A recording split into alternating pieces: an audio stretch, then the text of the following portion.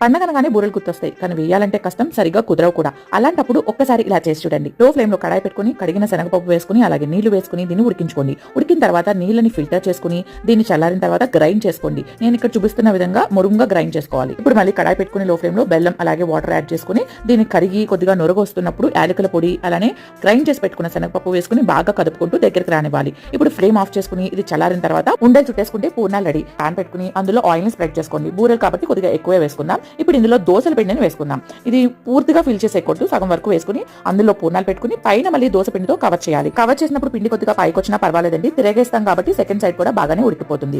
అయితే ఇలా మొత్తం అన్ని కవర్ చేసిన తర్వాత ఆయిల్ మొత్తం మళ్ళీ ఒకసారి పైన వేసుకుని మూత పెట్టుకుని 5 నిమిషాలు ఉడకనివ్వండి. ఇలా ఉడికిన తర్వాత మనం మూత తీసాక గరిటతో ఇలా అంటే ఈజీగా సెకండ్ సైడ్ కి టర్న్ అయిపోతాయండి. అప్పుడు మళ్ళీ కొద్దిగా ఆయిల్ ని స్ప్రెడ్ చేసుకుని మూత పెట్టుకుని ఒక 2 to 3 మినిట్స్ ఉడికితే సరిపోతుందండి. పాన్ వేడిగా ఉంటుంది కాబట్టి సెకండ్ సైడ్ ఫాస్ట్ గానే ఉడికిపోతుంది. ఎంతో టేస్టీగా ఉండే బూరెలు రెడీ అయిపోయాయి. ఇలాంటి వీడియోస్